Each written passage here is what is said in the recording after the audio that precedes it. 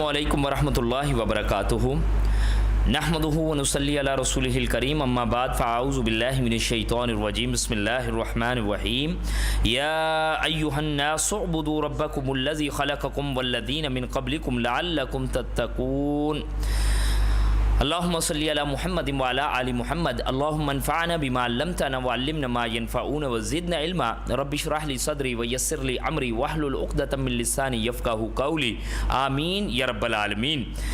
فللہ الحمد والمنت سبحانہ لا نحصی ثناء علیہ وباللہ التوفیق۔ تمام تر تعریفات اللہ سبحانہ وتعالیٰ کی پاک ذات کے لیے کہ اس کی رحمت کرم فضل اور احسان سے ہمارے لیے خیر پر جمع ہونا ممکن ہوا۔ اللہ تعالیٰ سے دعا کرتے ہیں کہ اللہ اپنی رحمت سے ہمیں خیر کو صحیح معنوں میں سمیٹنے کی توفیق عنایت فرمائے۔ ہمارے پاس سورہ بقرہ تیسرے رکوع سے انشاءاللہ آغاز کریں گے۔ یہاں پر فرمایا جا رہا ہے کہ یا ایھا الناس اعبدوا ربکم الذی خلقکم والذین من قبلکم، اے لوگو اپنے رب کی عبادت کرو جس نے تمہیں پیدا کیا اور تم سے پہلے لوگوں کو بھی پیدا کیا، لعلکم تتقون، تاکہ تم بچ جاؤ۔ الحمدللہ عبادت کے وسیع اور جامع تصور کو ہم پہلے سمجھ چکے ہیں کہ جس میں فرمایا جا رہا تھا کہ عبادت کل وقتی ہمہ وقتی، ہم اپنے رب کے غلام ہیں، ہم اس کے ملازم نہیں ہیں۔ سرونٹ اور سلیو کے فرق کو ذہن میں لائیے گا تو بالکل یہ بات سمجھ آ جائے گی۔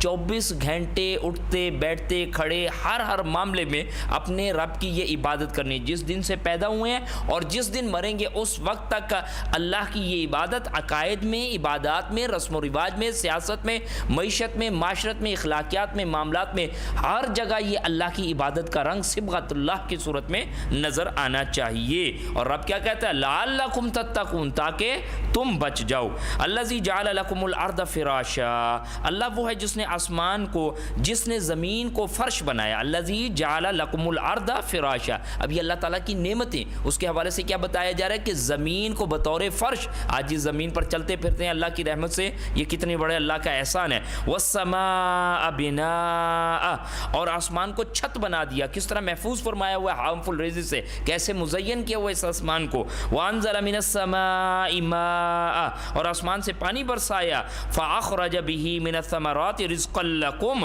اور جس سے تمہارے لیے کھانے پینے کو انواع و اقسام کے پھل پیدا کیے۔ یقین جانیے آج جو باہر نکلتے ہیں اور ارد گرد جو پھل دیکھتے ہیں ان کو صرف دیکھ کے جو فرحت حاصل ہوتی ہے ان کا گننا ہمارے لیے شمار نہیں ہے۔ یہ تمام تر چیزیں کس نے تخلیق فرمائی ہیں؟ اللہ سبحانہ و تعالیٰ نے۔ تو اس چیز کا اینڈ رزلٹ ہمارے سامنے کیا آنا چاہیے؟ فلا تجعلوا للہ اندادا وانتم تعلمون، تو پھر لہٰذا اللہ کے ساتھ کسی کو شریک مت ٹھہراؤ جبکہ تم جانتے ہو نعمتیں کون دے رہا ہے؟ رب۔ کھلا کون رہا ہے؟ رب۔ پال کون رہا ہے؟ رب۔ معاملات کون چلا رہا ہے؟ رب۔ اور عبادت کریں کسی اور کی، کسی اور کو اپنے رب کا شریک ٹھہرا دیں، ہم پلہ ٹھہرا دیں، اس کے برابر کر دیں تو یہ تو ظلم ہو جائے گا۔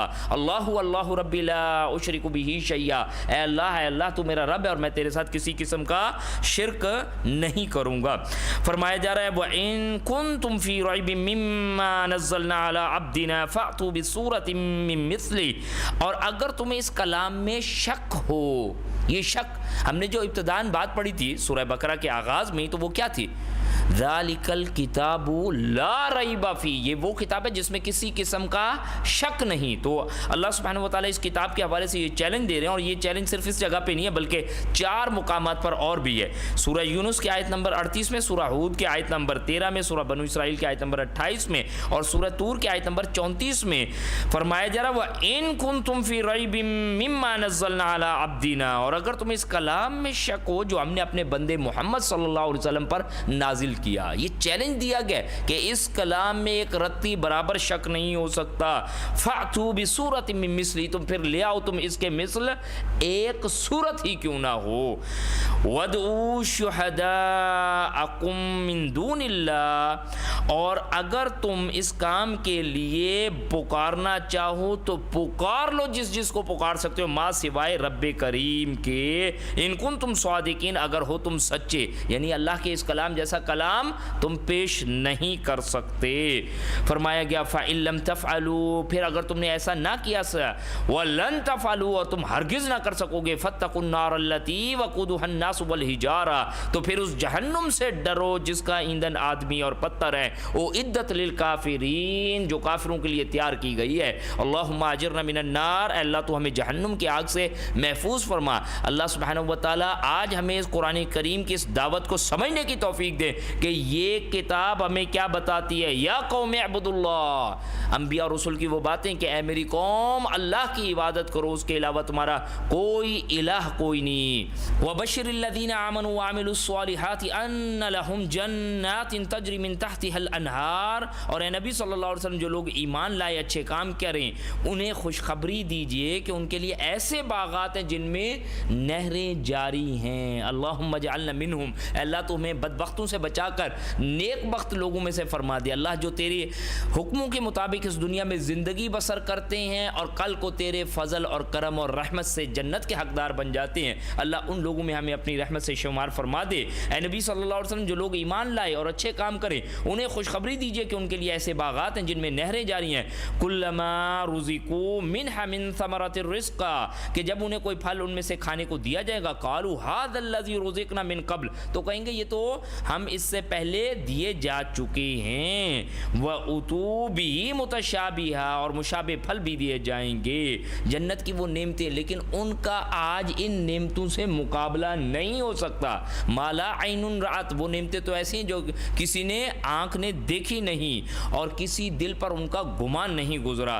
فرمایا کہ وَلَهُمْ فِيهَا أَزْوَاجٌ مُطَهَّرَةٌ، اور ان کے لیے اس میں ہوں گے پاکیزہ بیویاں، وہاں پر پاکیزہ جوڑے ہوں گے۔ وَهُمْ فِيهَا خَالِدُونَ، اور اس میں وہ ہمیشہ ہمیش کے لیے رہیں گے۔ اللہم اجعلنا منہم، اے اللہ تو اپنے رحمت سے ان نیک لوگوں میں سے فرما دے۔ اللہم انا نسألک الجنۃ الفردوس، اے اللہ ہم تجھ سے جنت الفردوس کا سوال کرتے ہیں، ہمیں قول اور عمل کے ساتھ اپنی رحمتوں سے اس جنت میں داخل فرما دے۔ ان اللہ لا یستحیی ان یضرب مثلا ما بعودۃ فما فوقها، بے شک اللہ تعالیٰ نہیں شرماتا جھجکتا کہ وہ کسی مچھر یا اس سے بھی کسی حقیر تر چیز کی مثال کو بیان کرے۔ فَأَمَّا الَّذِينَ آمَنُوا فَيَعْلَمُونَ أَنَّهُ الْحَقُّ مِنْ رَبِّهِمْ، سو جو ایمان لائے وہ جانتے ہیں کہ ان کے رب کی طرف سے یہ مثال درست ہے۔ وَأَمَّا الَّذِينَ كَفَرُوا فَيَقُولُونَ، اور جو لوگ کفر کرتے ہیں کافر ہیں وہ کہتے ہیں کہ ایسی حقیر مثالوں سے ماذا اراد اللہ بهذا مثلا، ایسی حقیر مثالوں سے اللہ کی کیا مراد ہے۔ آپ دیکھیں اللہ کی کتاب ہے نا، اس میں مچھر کی بھی بات آئی ہے، کتے کی بھی بات آئی ہے، گدھے کی بھی بات آئی ہے، مکڑی کی بھی بات آئی ہے، چیونٹی کی بھی بات آئی ہے۔ تو اب ایلیگیشن، اعتراضات بلا وجہ کے، وہ ہمارے ہاں جیسے ہوتا ہے نا آٹا گوندتے ہلتی کیوں، آپ نے اعتراض کرنا ہے نا، لڑائی کرنی ہے نا، کوئی نہ کوئی بہانہ۔ بدبختوں نے ایمان تو لانا نہیں تھا، اچھا یہ جی بڑی کتاب سمجھتے ہیں جی، بڑی اللہ والی کتاب ہے، بڑی اونچی کتاب ہے، آلو عارفہ مقام، اس میں تو لو یار مکڑی کی بات کی ہوئی ہے، مکڑی کی بات کرنے کی، مکھی کی بات کرنے کی۔ تو کہا گیا اللہ انہی مثالوں سے بہت سے لوگوں کو ہدایت دے دیتا ہے اور انہی مثالوں سے بہت سے لوگوں کو گمراہ کر دیتا ہے، لیکن انسان گمراہ خود اپنی وجہ سے، ٹیڑوں کی وجہ سے ہوتا ہے۔ اور حقیقت تو یہ دیکھیں، دنیا کی بے ثباتی کو ثابت کرنا ہے تو کیا کہا جائے گا، مچھر کے پر جتنی اس کی وقت نہیں، تاکہ تم مچھر دیکھو، تمہیں ڈائناسور یا ہاتھی دکھا دیں گے، تم تو اس دنیا کے پیچھے بھاگو گے۔ کوئی قلیل ایسی حقیر چیز دکھائیں گے نا جسے تم مار کے سائڈ پہ پھینک دے تو دیکھتے تک نہیں ہو۔ لو کانت الدنیا تعدل عند اللہ جناح بعودۃ ما سقا کافرا منها الا شربۃ ماء، اگر اس دنیا کی وقت مچھر کے پر جتنی ہوتی رب کریم کے نزدیک تو کافر کو پینے کے لیے ایک پانی کا گھونٹ کا قطرہ نہیں دیتا۔ پوری کی پوری ابھی لسٹ پڑھی ہے جو امریکن ویپنز اس وقت بنا کے پوری دنیا پہ حکومت کر رہے ہیں اور کس طرح کور کر رہے ہیں، اور دنیا میں آج کیسے غلبہ ہے اور غلغلہ ہے اس وقت کفر کا، آج دیا جا رہا ہے، کوئی مسئلہ نہیں۔ ہم اپنی بدعمالیاں چھوڑیں، ہم اپنے بدعمالیوں کو ان کے اوپر نہیں ڈال سکتے، لیکن سمجھانے کے لیے عرض ہے یہ دنیا وقت والی چیز نہیں، اس لیے کافر کو دی جا رہی ہے۔ بندہ مومن تو اپنی آخرت بچا، تجھے دنیا کی عزت بھی مل جائے گی۔ تو اس لیے انہی مثالوں سے اللہ بہت سے لوگوں کو ہدایت دے دیتا ہے اور بہت سے لوگوں کو کیا کر دیتا ہے، گمراہ فرما دیتا ہے۔ فرمایا گیا تو وہ کہتے ہیں کہ ایسی حقیر مثالوں سے اللہ کو کیا سروکار، یضل بہ کثیرا ویہدی بہ کثیرا، اسی طرح اللہ بہت سے لوگوں کو گمراہ رہنے دیتا ہے اور بہت سے لوگوں کو ہدایت دے دیتا ہے۔ اللہ تو اپنی رحمت سے ہمیں اس قرآن سے ہدایت پانے کی توفیق نصیب فرما۔ یقین کیجئے برے خیالات، برے معاملات، گانے بجانے، سود، بے پردگی اس قرآن سے حلال کر کے بیٹھے ہوتے ہیں، کیا کریں؟ اللہ تو ہمیں ٹیڑھ سے محفوظ فرما. فرمایا گیا وما یضل بہ الا الفاسقین، اور اللہ گمراہ صرف انہی لوگوں کو کرتا ہے جو خود یہ کام انجام دیتے ہیں. وما یضل بہ الا الفاسقین، اور گمراہ صرف کن کو کرتا ہے؟ فاسقوں کو کرتا ہے. فاسق جو اللہ کے حکموں کے پھاڑ کر باہر نکل جاتا ہے، اس کی اطاعت اور فرما برداری کے لیے تیار نہیں ہوتا. ان کی صفات کو آگے بیان کیا گیا ہے کہ الذین ینقضون عہد اللہ من بعد میثاقہ، جو لوگ اللہ سے عہد کو پختہ کرنے کے بعد اسے توڑ دیتے ہیں، اللہ سے عہد کرنے کے بعد اس کو توڑ دیتے ہیں. وَيَقْطَعُونَ مَا أَمَرَ اللَّهُ بِهِ أَن يُؤْصَلَ، اور جس کو اللہ نے جوڑنے کا حکم دیا ہے اسے قطع کرتے ہیں، یعنی قطع رحمی، اپنے خاندانوں میں چیزوں کو جوڑ کے نہیں رکھتے. اس کی وضاحت ہم اور جگہ پہ کریں گے، لیکن فی الحال یہ 3 پوائنٹس پڑھ رہے. وَيُفْسِدُونَ فِي الْأَرْضِ، اور زمین میں فساد برپا کرتے ہیں. اللہ نے مال و دولت دیا ہے تو آج اس کو اس انداز سے ضائع کرتے ہیں کہ لوگوں کے درمیان جو ہے یہ تفریق پیدا کر رہے ہیں. فرمایا گیا اولئک هم الخاسرون، ایسے ہی لوگ تو نقصان اٹھانے والے ہیں. بہت پیارا آگے ایک بات رکھی جا رہی ہے، کیف تکفرون باللہ وکنتم امواتا، تم اللہ کا انکار کیسے کر سکتے ہو حالانکہ تم مردہ تھے، معدوم تھے. فاحیاکم ثم یمیتکم ثم یحییکم ثم الیہ ترجعون، تم مردہ تھے تو اللہ نے تمہیں زندہ کیا، پھر تمہیں موت دے گا، پھر تمہیں زندہ کر دے گا. ثم الیہ ترجعون، اور پھر تمہیں اسی کی طرف پلٹ کر جانا ہے. یہاں پر کیا چیز آ رہی ہے؟ 2 موتوں کی اور 2 زندگیوں کی بات. 2 موتیں اور 2 زندگیاں کس انداز سے؟ اب دیکھیے ہمارا یہ وجود ابھی کا نہیں ہے، عہد الف سے کام چل رہا ہے. اللہ تعالیٰ نے تمام ارواح کو، ہر انسان کی روح کو پیدا کیا اور پھر اسے موت کی نیند سلا دیا. وعدہ لیا گیا الستو بربکم، ہم انشاءاللہ سورہ الاعراف آیت نمبر 172 میں چل کے پڑھیں گے. اور وہاں پر یہ وعدہ لینے کے بعد کہ بھئی دیکھ لو گھوم پھر کے کائنات میں کوئی رب ہے، کہا نہیں، موت کی نیند سلا دیا گیا. پھر زندہ کر کے جسموں کے ساتھ دنیا میں بھیج دیا گیا. جب بچہ پیدا ہوتا ہے تو وہ ارواح کو جو ہے روح کو جوڑ دیا جاتا ہے، زندہ کیا جاتا ہے، پھر اسے دوبارہ موت دے دے گا. پھر ہم اپنی یہ دنیاوی زندگی یہاں پر پورا کرتے ہیں، موت دے دی جاتی ہے، اور کل کو جب یوم حشر کو ہے اس جسم کے ساتھ دوبارہ ان روحوں کو لا کر جوڑ دیا جائے گا. 2 موتیں اور 2 زندگیاں عنایت کی گئیں. سورہ مومنون میں بھی اس کے بارے میں چل کے پڑھیں گے. تو فرمایا گیا کیف تکفرون باللہ وکنتم امواتا، تم اللہ کا انکار کیسے کر سکتے ہو حالانکہ تم مردہ تھے. واقعتاً ایک بات ہے، اللہ کی اس احسان کو کیسے بجھا؟ اگر مردے کو مردہ ہی رہنے دے دیتا، نہ زندہ کرتا، اس دنیا میں آنے کی نوبت ہی نہ آتی، کیا کرتے؟ اس نے اس امتحان کے لیے تمہیں بلا لیا ہے. اللہ کرے کہ اب اس میں کامیاب ہو. کہا گیا کہ پھر تو اس نے تمہیں زندہ کیا، پھر تمہیں موت دے گا اور پھر زندہ کر دے گا اور پھر تم اسی کی طرف لوٹا دیے جاؤ گے. هو الذی خلق لکم ما فی الارض جمیعا، وہی تو ہے جس نے زمین میں موجود ساری چیزیں تمہاری خاطر پیدا کی. ثم استوى الی السماء، اور پھر اس نے آسمان کی طرف متوجہ ہوا. فسواہن 7 سماوات، تو 7 آسمان استوار کر دیے، بنا دیے. 7 آسمان ہمارے اوپر. فرمایا گیا وَهُوَ بِكُلِّ شَيْءٍ عَلِيمٌ، اور وہ ہر چیز کو خوب جاننے والا ہے. یہ تیسرا رکوع ہمارا یہاں پر الحمدللہ مکمل ہوتا ہے. چوتھا رکوع، اس کے بارے میں ہم نے پڑھا تھا، خلافت آدم علیہ السلام کے بارے سے بات آئے گی. علم کی فضیلت کو بیان کیا جائے گا اور قصہ آدم و ابلیس کی طرف ہے بات. وَإِذْ قَالَ رَبُّكَ لِلْمَلَائِكَةِ إِنِّي جَاعِلٌ فِي الْأَرْضِ خَلِيفَةً، اور جب آپ کے رب نے فرشتوں سے کہا کہ میں زمین میں ایک خلیفہ بنانے والا ہوں. یہ لفظ خلیفہ 2-3 مفہوم رکھتا ہے. اس سے پہلا معنی یہ کہ کسی کا نائب ہونا ہے نا، اور دوسری بات یہ آتی ہے کہ ایک کے بعد دوسرے کا آنا، ایک کے بعد دوسرا، جیسے نسل انسانی بعد در بعد ایک سلسلہ چلتا آ رہا ہے نا، ایک کے بعد دوسرے کا آنا. ایک معاملہ ہے حکومت و خلافت کا تفویض ہو جانا، اختیار کا مل جانا. یہ 3 مفاہیم ہیں. تو یہاں پر کہا جا رہا ہے، اور جب آپ کے رب نے فرشتوں سے کہا کہ میں زمین میں ایک خلیفہ بنانے والا ہوں، اور اگر واقعتاً وہ تصور رکھیں کہ رب کے احکامات کے نفاذ کے لیے اس بندے نے جدوجہد کرنی ہے، اس زمین میں ہمارے پاس کیا ہے؟ خلافت، اللہ کے احکامات کو نافذ کرانا ہے. کنتم خیر امہ اخرجت للناس تأمرون بالمعروف وتنہون عن المنکر، لوگوں کو نیکیوں کا حکم دیتے ہو، برائیوں سے روکتے ہو. وتؤمنون باللہ، اللہ پر ایمان رکھتے ہو. یہ ہے کردار. خلیفہ اپنے مقام کو پہچانتا ہے. امت محمدیہ بننے کا تو بڑا شوق ہے صلی اللہ علیہ وآلہ وسلم، لیکن اس مقصد حیات کے ساتھ جڑے ہوئے ہیں خلیفہ. تو یہاں پر کہا گیا ایک اور بھی مفہوم کہ میں زمین میں ایک ایسی مخلوق پیدا کرنے والا ہوں جسے اختیار کی قوت تفویض کروں گا. اختیار ہوگا، حق کی طرف چلنا چاہتے ہو، باطل کی طرف. اور یہ بڑا خطرناک معاملہ ہے. فرشتوں کے لیے جب یہ معاملہ رکھا گیا کہ جی اختیار دیا جائے تو کہا نہیں, زمین و آسمان سے کہا گیا اختیار دے کے تمہیں چیک کریں, کہا نہ, اللہ سبحانہ و تعالیٰ جبری مسلمان کرتے, ہمیں اختیار دے کے کل کو پوچھنا نہیں, یہ بندہ ہے جس نے کہا کہ اختیار مجھے دے دے. سورہ احزاب میں انشاءاللہ تعالیٰ اس کی تفصیل کو پڑھیں گے. قالوا اتجعل فیہا من یفسد فیہا, وہ کہنے لگے, کون؟ فرشتے کہنے لگے کیا تو زمین میں ایسے کو خلیفہ بنائے گا جو زمین میں فساد مچائے گا, وَيَسْفِكُ الدِّمَاءَ, اور خون بہائے گا, وَنَحْنُ نُسَبِّحُ بِحَمْدِكَ وَنُقَدِّسُ لَكَ, اور جبکہ ہم تیری حمد و ثنا کے ساتھ تسبیح و تقدیس کرتے ہیں. قَالَ إِنِّي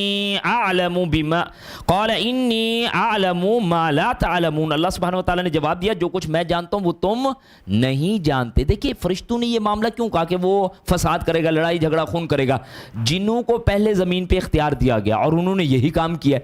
اسی بات کو قیاس کرتے ہوئے انہوں نے کہا اللہ سبحانہ وتعالیٰ پہلے مخلوق نے یہ کیا ہے اور تو انسان کو زمین پہ بھیج رہا ہے, یہ بھی وہی کام کرے گا. فرمایا تمہیں نہیں پتا کہ ان کے اندر جو چیز رکھی جا رہی ہے خیر اور شر کی قوت, یہ تمہارے اندر نہیں ہے. آپ یہ یقین کیجئے انسان فرشتوں سے بڑھ کر ہے. کیسے کہ اس کے اندر اس خیر اور شر کے دونوں ایلیمنٹس پڑھیں, فَأَلْهَمَهَا فُجُورَهَا وَتَقْوَاهَا قَدْ أَفْلَحَ مَنْ زَكَّاهَا وَقَدْ خَابَ مَنْ دَسَّاهَا. تمہیں ہم بازار بھی بات کر کے دکھا دیں گے اور ان بازاروں کے بیچوں بیچ گزرتے ہوئے تم قرآن کے لیے بھی آ کے بیٹھ جاؤ گے, محض اللہ کا فضل ہوگا. فَارُ اللَّهَ مِنْ أَنفُسِكُمْ خَيْرًا. رمضان کی روایتوں میں سے ہم نے ایک بات پڑھی تھی, آپ صلی اللہ علیہ وسلم کا فرمان مبارک مجموع الزوائد کی روایت میں علامہ حسمی رحم اللہ اس کو نقل کرتے ہیں, لوگوں اپنی جانوں سے اپنے رب کو کیا دکھاؤ؟ خیر دکھاؤ. رب کیا کہتا ہے؟ فرشتوں تمہیں نہیں پتا کہ ان بندوں کے اندر جو میں نے قوت رکھی ہے اور اب اس میں سے وہ نیکی کرتے ہوئے جب میرے پاس پہنچیں گے تو میں نے اپنے نیک بندوں کے لیے کیا تیار کر رکھی ہے؟ جنت, جو کسی آنکھ نے دیکھی کوئی نہیں. تو یہ بڑا خطرناک معاملہ ہے. اس کے حوالے سے یہاں پہ فرما دیا گیا کہ جو کچھ میں جانتا ہوں تم نہیں جانتے. وَعَلَّمَ آدَمَ الْأَسْمَاءَ كُلَّهَا, اور اس نے آدم علیہ السلام کو تمام اشیاء کے نام سکھلا دیے. ثُمَّ عَرَضَهُمْ عَلَى الْمَلَائِكَةِ فَقَالَ, اور پھر ان فرشتوں کو سامنے پیش کر کے ان سے کہا, أَنبِئُونِي بِأَسْمَاءِ هَؤُلَاءِ إِن كُنتُمْ صَادِقِينَ, کہ اگر تم اپنی بات میں سچو تو مجھے ان کے نام بتلا دو. قالوا سبحانك لا علم لنا الا ما علمتنا, تو فرشتوں نے کہا کہ تو ہر نقص سے پاک ہے, ہم اتنا ہی جانتے ہیں جتنا تو نے ہمیں سکھلایا. انك انت العلیم الحکیم, بے شک تو جاننے والا اور حکمت والا ہے. دیکھیے یہ علم کی فضیلت کو بھی بیان کیا جا رہا ہے. آدم علیہ السلام کو علم سے جوڑا گیا, یہاں پہ ریویلڈ نالج اور ایکوائرڈ نالج. تو آدم علیہ السلام کو وہ سارا علم دے دیا گیا جو اس کائنات میں پیش آنے والا تھا. ایکوائرڈ نالج اکتسابی علوم جو ہم خود سیکھتے ہیں. اللہ سبحانہ و تعالیٰ نے آج یعنی کہ انسان دو چار چیزیں جوڑ کے کہیں ڈی این اے کو پڑھے بیٹھے کچھ اور کام کیے بیٹھے تو اس کے کوئی ذاتی علوم نہیں ہے بھائی, یہ چیزیں اسے بتا دی گئی ہیں پہلے سے, اب وہ ان کو صرف بروئے کار لا رہا ہے. فرمایا گیا قال یا آدم انبئہم باسمائہم, اللہ سبحانہ و تعالیٰ نے فرمایا اے آدم ان کو ان کے نام بتلا دو. فلما انبئہم باسمائہم, جب آدم علیہ السلام نے ان کو ان چیزوں کے نام بتلا دیے, قال الم اقل لکم انی اعلم غیب السماوات والارض واعلم ما تبدون وما کنتم تکتمون, تو اللہ تعالیٰ نے کہا کہ میں نے تمہیں نہ کہا تھا کہ میں آسمان اور زمین کے غیب جانتا ہوں اور ان کو بھی جو تم ظاہر کرتے ہو اور مخفی رکھتے ہو.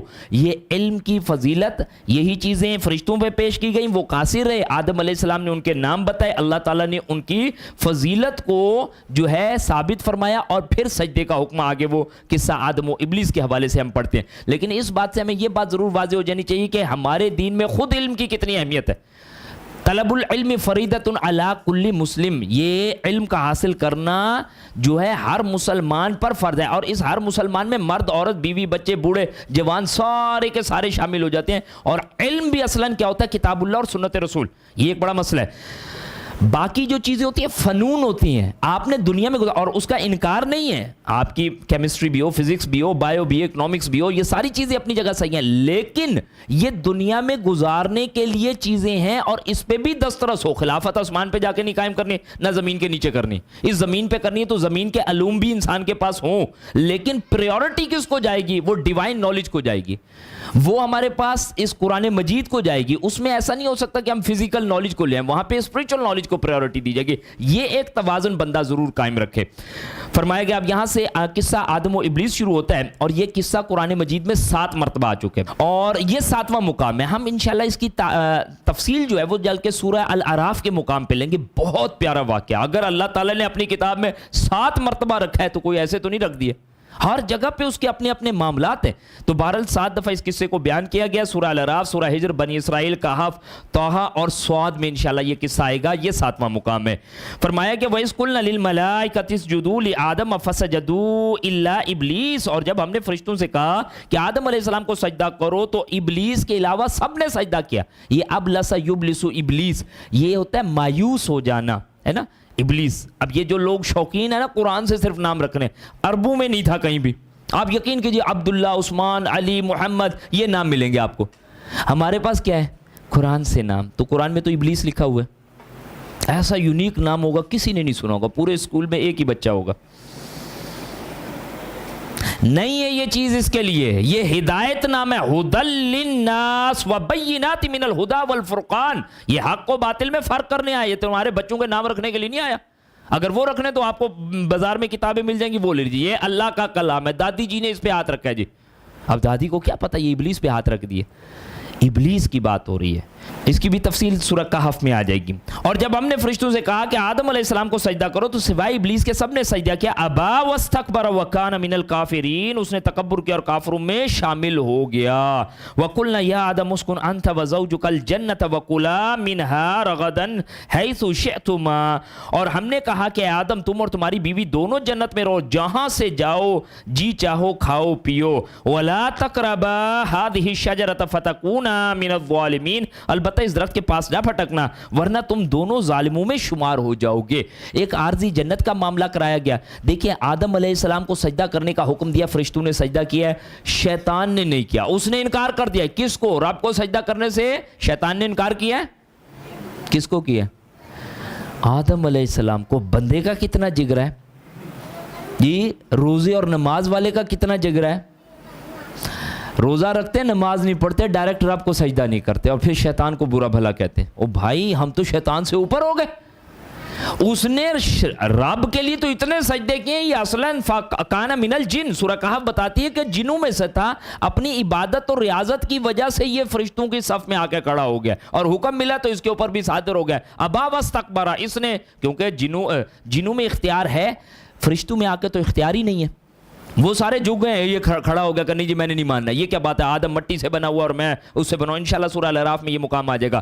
اب وہاں سے نکال دیا گیا اور آدم علیہ السلام سے کہہ دیا یہ دیکھ لیں آپ نے اپنا دشمن دیکھ لیا، اس کے پیچھے نہ لگے گا. سورہ فاطر میں ہمیں بھی حکم دیا گیا آیت نمبر 6 میں فاتخذوہ عدوا. اس کو اپنا دشمن مانو، یہ تمہیں ٹریپ کرے گا. دین میں آ کر بھی دین کا نہیں ہونے دے گا. پردہ کرا کے بھی چہرے والے پردے پہ رکا دے گا. داڑھی چپکی چپکی کافی ہے. گانے تھوڑے تھوڑے، اچھا گانے چھوڑ دو یار، غزلیں سن لو. ایسے لگائے گا یار. وہ سود وہ حرام ہوتا ہے، وہ خراب ہوتا ہے جو کاروبار کے لیے جائے. وہ جو دل کے دورے کے لیے لے لیا جائے سود، وہ ٹھیک ہے. علل اطلاق حرام کرایا گیا. یعنی کس طرح یہ ٹریپ کرتا ہے. یہ آدم علیہ السلام کو بتا دیا گیا آپ کا دشمن ہے، اس سے بچیے گا. اس کے حوالے سے باتیں آ رہی ہیں. انہیں ایک عارضی جنت میں رکھا گیا ہے اور کہا گیا جہاں سے جاؤ جی چاہو. البتہ اس درخت کے پاس نہیں جانا. یہ درخت کون سا ہے ہمیں نہیں پتا، بھی آگے چلتے ہیں.